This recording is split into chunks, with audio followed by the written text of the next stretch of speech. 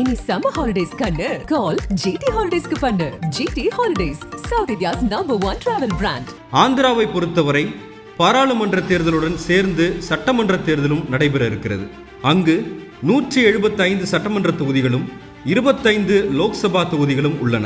ஆந்திராவில் இருபெரும் கட்சிகளான YSR காங்கிரஸ் மற்றும் தெலுங்கு தேசம் இரண்டுமே இந்தியா மற்றும் NDA என்று தேசிய அளவிலான எந்த கூட்டணியிலும் சேராமல் இருந்து வந்தன. அதனால் 2024 பாராளுமன்ற தேர்தலை பொறுத்தவரை தேசிய அளவிலான தேர்தல் முடிவுகளில் ஆந்திர மாநிலத்தின் நிலை என்பது பெரிய அளவில் விவாத பொருளாக இல்லாமல் இருந்து வந்தது. ஆனால் இந்த மாதத்தின் துவக்கத்தில் இருந்தே ஆந்திர அரசியலை பரபரப்பு தொற்றிக் கொண்டுள்ளது.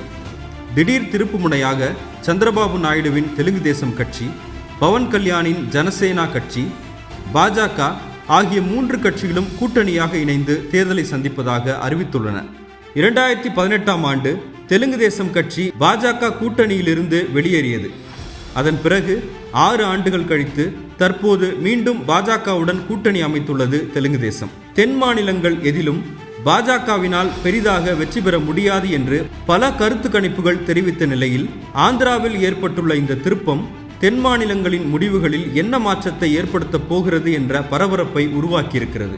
நீண்ட இடைவெளிக்கு பிறகு சந்திரபாபு நாயுடு, பவன் கல்யாண், நரேந்திர மோடி மூவரும் ஒரே மேடையில் அமர்ந்து பிரம்மாண்ட பொதுக்கூட்டத்தினை நடத்தியிருக்கிறார்கள். அந்த கூட்டத்தில் ஜெகன்மோகன் ரெட்டியை தாக்கிய மோடி, YSR காங்கிரசும் இந்திய தேசிய காங்கிரசும் வேறு வேறு கட்சிகள் அல்ல, இரண்டும் ஒன்றுதான் என்று பேசியுள்ளார். சந்திரபாபு நாயுடு பேசும்போது எங்கள் கொடிகள் தான் வேறு வேறாக இருக்கின்றன, ஆனால் எங்கள் நோக்கம் ஒன்றுதான் என்றும் பேசியிருக்கிறார். இன்னொரு புறத்தில் YSR காங்கிரஸ் கட்சியின் தலைவர் ஜெகன்மோகன் ரெட்டியோ சட்டமன்ற தொகுதியில் மற்றும் மக்களவை தொகுதியில் அனைத்திற்கும் தனியாக வேட்பாளர்களை அறிவித்திருக்கிறார். கடந்த 2019ஆம் தேர்தலில் 175 சட்டமன்ற தொகுதிகளில் 151 தொகுதிகளிலும் 25 மக்களவை தொகுதிகளில் 22 தொகுதிகளிலும் YSR காங்கிரஸ் கட்சி அசைக்க முடியாத பெரும் வெற்றியை பெற்றிருந்தது. ஆனால் தற்போது YSR காங்கிரஸ் ஆந்திராவில் ஆளுங்கட்சியாக இருப்பதால் மக்களின் அதிருப்தி நிச்சயம் இருக்கும் என்பதால் இந்த எண்ணிக்கைகள் பெருமளவில் குறையக்கூடும் என்று எதிர்பார்க்கப்படுகிறது. மேலும் தேர்தல் கருத்து கணிப்புகளும் கலவையான முடிவுகளையே சொல்கின்றன.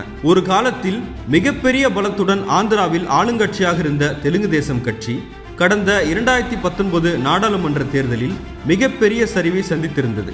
மொத்தமுள்ள 25 மக்களவை தொகுதிகளில் வெறும் 3 தொகுதிகளில் மட்டுமே தெலுங்கு தேசம் கட்சியால் வெற்றி பெற முடிந்தது.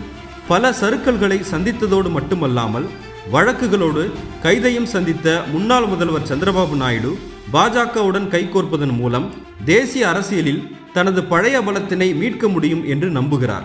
இன்னொரு பக்கம் காங்கிரஸ் கட்சியிலிருந்து 2011ஆம் ஆண்டு YSR காங்கிரஸ் கட்சி பிரிந்த பிறகு ஆந்திராவில் காங்கிரஸ் மிகவும் பலவீனமடைந்திருக்கிறது.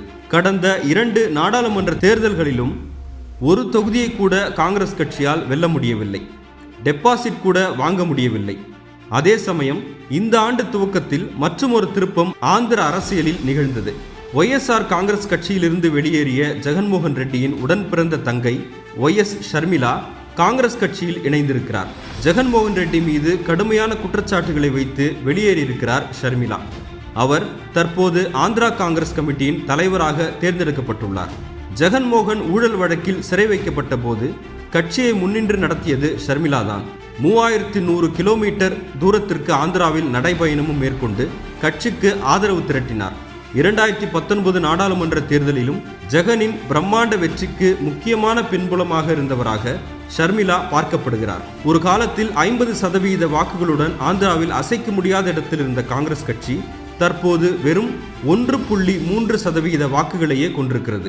ஆபத்தான நிலையில் உள்ள காங்கிரஸ் கட்சிக்கு ஷர்மிளாவின் வருகை ஒரு புதிய உத்வேகத்தை கொடுத்திருப்பதாகவே காங்கிரஸ் கட்சி பார்க்கிறது.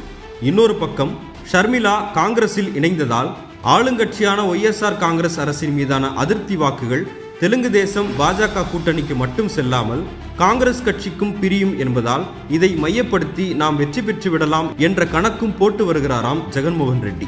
YSR காங்கிரஸ், பாஜக, காங்கிரஸ் என மும்முனை போட்டி ஆந்திராவில் உருவெடுத்திருக்கிறது.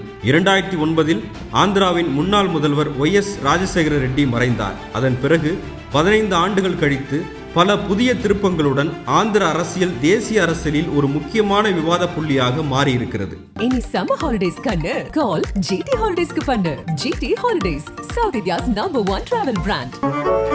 மின்னம்பலம்.com தமிழின் முதல் மொபைல் பத்திரிகை.